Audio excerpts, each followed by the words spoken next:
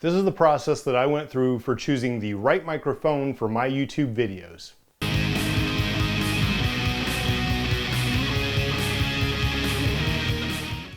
By the time I started doing YouTube videos more seriously, I already had experience in setting up this room in my house as my recording studio for when I did my album some years ago. So I already had a little bit of experience with audio equipment and setup. I knew to have dampening foam to reduce big flat areas and reduce the echo effect, and think about the floor. And in this case, it has a wood floor, so it was kind of good for live sound for what I was doing with the music. But you can also use things like carpet to dampen out any kind of echo off the floor. And I also already had several microphones I'd invested in, each with their own specific use. At a very high level, there are two basic types of microphones. There's the condenser type and the dynamic type. The dynamic type is usually considered better for a live sound or recording. The condenser type is much more sensitive with a wider range, so it's usually preferred for a studio environment like this, where you have a lot less ambient sound. The two can actually be used together as well. For example, when I did the guitar track for the album, what I did is use the dynamic microphone up very close to the guitar amp to capture that sound coming right out of the amp. But then in addition, I used the condenser mic back about 6 feet away from the amp just to capture all the peripheral sound as well, and then mix the two tracks together for the final track for the album. You also have a pencil mic like this. Pencil mics are a type of condenser mic, but they're very focused. Instead of this one, which kind of captures everything, a pencil mic directs the focus where it's picking up the sound. So it's really good for things like picking up details in fingering. And I'm talking about the guitar, not your local Hooters waitress, but directing it where the fingers are hitting the strings adds a little bit more detail that can be mixed with the bigger track or the primary track later for a fuller sound. For example, here in the studio, if I'm recording my voice with the condenser mic, the studio mic, it sounds like this. This is me talking into the studio or condenser mic. This is me talking into the dynamic mic. This is me talking into a pencil mic, but because it's so focused, you can see how it changes, especially if I turn my head or anything like that. This is the electric through the condenser mic.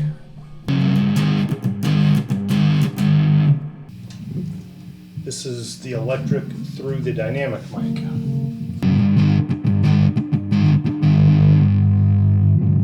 This is the 12 string through the condenser mic.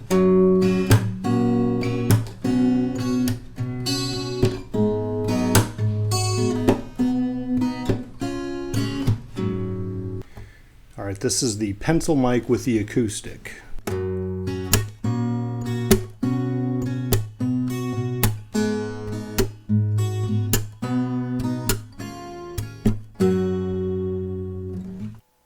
The right audio and video solution has become very important. Think about the power that we have in our hand with just a phone these days. It's better audio and video quality capabilities than what the professionals had years ago. So never underestimate how picky the audience is going to be when they're watching your YouTubes. They're going to want to see professional video, they're going to want to see professional level lighting, and they're going to want to hear professional level audio. If you don't have those things all as well as your budget allows you to make it and your expertise, then you're going to be cutting yourself short in your true potential. The expectation is just here that everybody has to have studio level production quality in their content. The studio mic is the best microphone that I have at my disposal for voicing over a video. Now, that's easy enough to do when I'm recording it, mixing it in at the editing stages, because I have my editing station set up over here to the side on the computer. So I can have the studio mic, have it right there, record in my voiceover. I'm getting a nice clean sound. It's in a good studio environment, and that's what gives me the best quality sound for recording in this studio. This is all fine and good in a studio environment. However, most of my videos involve working on a car or a motorcycle, so they're not here in the studio where I have my mic and my setup. They're out in the garage, and they involve me crawling around the machine, so it's not practical to think that I'm going to keep this microphone within the few inches from my face like it is sitting here at the desk. I also have to be able to narrate it as I go because there's such detailed tasks happening that to go back and watch it later and try to figure out from these hours of footage what I was doing at what point just isn't practical. I need to be narrating it as it's happening so that when I edit it, I can look for the sound bites to know that I was speaking at this point, it's a critical task, and then I can skip ahead to the next speaking point. So it just made more sense to find some kind of a solution that I could use in the garage. There's also the element of personal connection with the viewer. If you think about watching a video where you see the guy doing the task and you hear this voice narrating what he's doing, you have a blank face and a blank voice to this body. However, if the person doing the work is speaking to you as they're doing it and instructing you, it feels more like a person and it feels more like you're immersed in their environment. You're sitting there in the garage with them, watching them do this work and learning from them firsthand. So that's also the other benefit of being able to narrate it as you go out there. Now, my old Sony Handycam had an onboard mic, as do my GoPros. So one option I started with was to use the camera's microphone out in the garage and just have them capture both the video and the audio. The audio wasn't the best, to say the least. However, depending on the location, you could get a really imbalance in your left to right, depending on where you were moving around. It would fluctuate in amplitude, and it just wasn't the most practical for the kind of work that I was doing. I could add a voiceover to it later in editing, but then that wouldn't necessarily match the sound of the voice while I was doing the task. It just didn't come out very clean. With my new 4K Sony Handycam that I'm filming this video with, the video quality is stepped up tremendously from the HD that I had before. It's a better quality camera. The sound of it is better, but I still have the left-right balance and being affected by where I'm moving. It did come with an external microphone, so I tried using that as well, but it had a battery, so I was always worried about, is the battery gonna go dead or not? And it was a little bit more than I wanted to worry about because I may do a video that lasts quite a bit of time while I'm doing a task on the bike. Now that I had the 4K video capability, I knew I needed to step up the audio, so I went with a Shure USB microphone. It's a really good product. It's great for, say, podcast. It has a near and a far setting, and with the USB, I could actually plug it into my laptop when I went out into the garage versus dragging a big computer out there with this mic. So it made a lot more sense from a practicality standpoint, and I could put it in the far setting instead of the near. I didn't like it being in my face for the near setting because then it looked like I was on a podcast, and even if I was sitting in front of one of the vehicles just doing a storytelling, let's say, it just felt like it was too formal to have that microphone right in my face. So I used it in the far setting, and I was able to place it just above the screen view so that the viewer couldn't see the microphone, but it was still picking it up. And I thought that was a great solution. I did a series of videos, and the first one I posted on YouTube, all the comments came back as, "What's with the echo chamber, dude?" And so, my bad, I actually seem to have forgotten everything I learned about setting up a studio when I did those videos. I knew you needed sound deadening. I knew you needed to minimize big flat surfaces and big flat surfaces on the ground and not have echo. It's like I'd forgot everything I knew, and I was just happy to have my cool USB mic picking up sound. So the first thing I did is added some canvas prints around the walls to not only dress up the walls a little bit, but also to deaden that echo. I know that I can lay a rug down and I can deaden the echo a little bit more by not having that large concrete surface anymore. The most important thing I did is to figure out a better mic solution.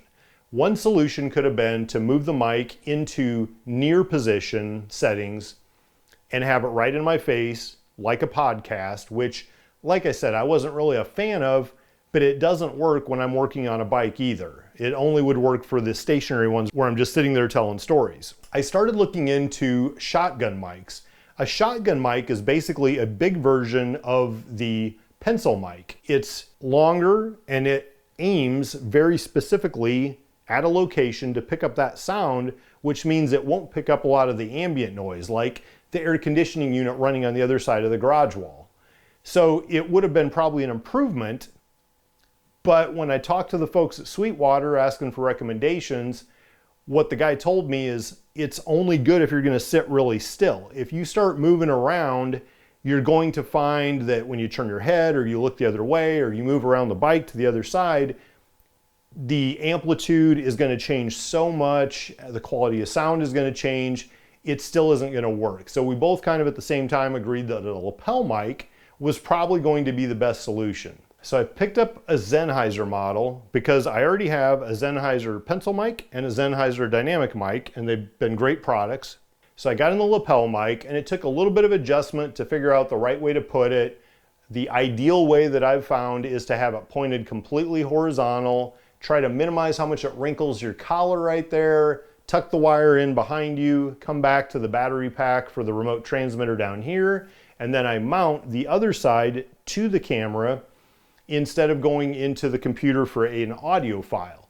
If I do them as two separates, then you have to go sync them together, but by plugging the receiver into the 4K cam, I can get one output file that has video and audio and save me the syncing tasks. The only issue I've had so far with it, once I got the positioning set, I had it kind of up with the side a couple times, and it got a lot of static, and it felt a little muffled and stuff. So just having it again perfectly straight across, right in the center, is where I've found to be the sweet spot for it. And yeah, you can see I have a lapel mic on, but it's not the end of the world. I don't have the big podcast one in front of me. And the nice thing is I can move over here, I can turn around and do something here, I can play with this, and I can turn this way, and your quality of sound doesn't change by doing that. This means I can crawl around on the motorcycle, I can do anything I need to, be as mobile as I want, and I can still get good quality, consistent sound. The only issue I've had so far with it is that in the event that I'm kind of leaning over and it's jostling against the shirt, it'll get a little bit of static on it. So ideally you want to sit as upright as you can. If you do lean a little bit, try to keep your back straight. It's when you start doing things like this that might move it around and make some noise. So this is what I've found for the best solution for me doing my YouTube videos where I'm working in the garage, where I'm working on equipment, I'm having to move around. It's been a lot of trial and error to get here, but I feel like I've finally got to a good position to be able to get good quality audio during filming, and then to finish up any voiceover I need with a condenser mic on my computer station during the editing process. So if you have any other tips or you found something that works better, please include them in the comments below, or if you have any questions. Otherwise, happy recording. Subscribe to my YouTube channel below, and let's celebrate turning fuel and air into adrenaline.